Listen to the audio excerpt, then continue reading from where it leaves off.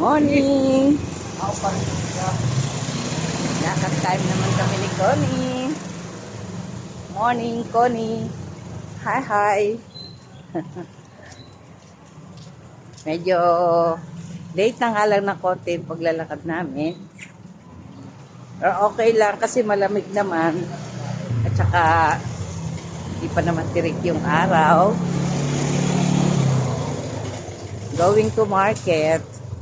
Pero syempre ang intention namin ay magpapawis if magpapawis tayo dahil nga malamig.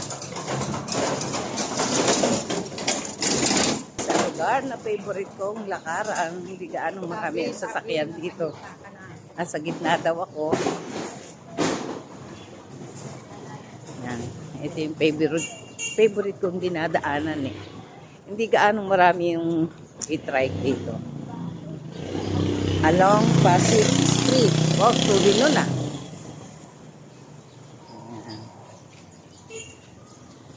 Going to market. Sige lang, malayo naman eh. Iiwas sa akin yan. Yabang, no?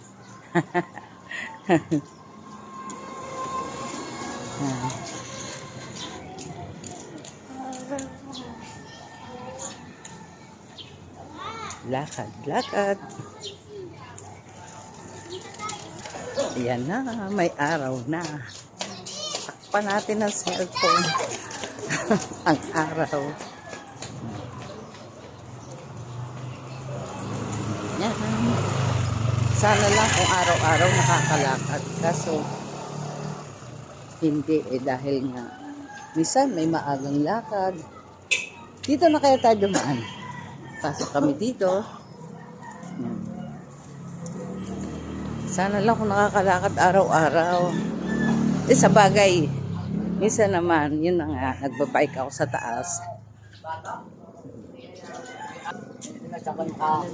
Nag-iba kami ng daan.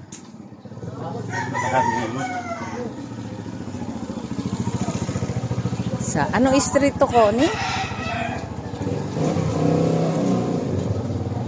Ito.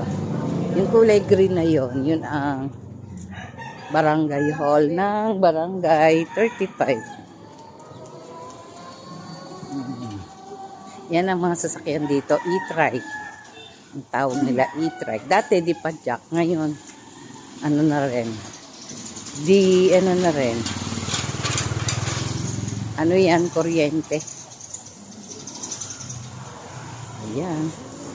Ang barangay hall.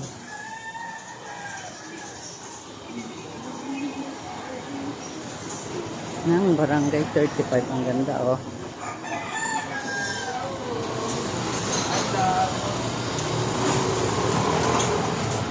Miss Caloocan 2024. Meron palang nag-miss pala yan, ah.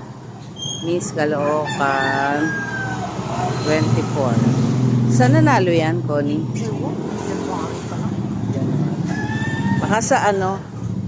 Baka sa taga-barangay 35 eh, oh. Ayan na. Ito na yung sinasabi sa inyo na daanan tong part na to.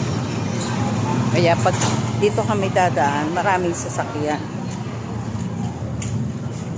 JP Rizal Street ito.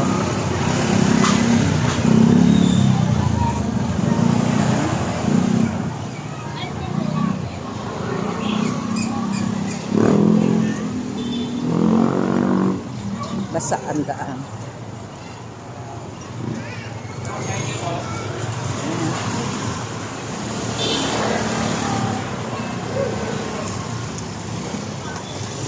Ilang minutes lang nilakad namin.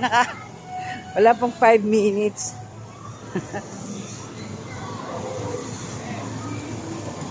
Pagbalik, lalakarin na rin namin. Siguro kung meron kaming bibilin, yung kakilala ni Connie nag-i-try, ipakakarga na lang namin at sa bahay kami maglalakad. Ayan ang simbahan dito. Ayan, malapit na kami sa Lengke. Binakate kang kasumbol. Sino yun? Ate, Ah, binati daw ako. Hindi ko napansin eh. Ate! Hmm. Yan.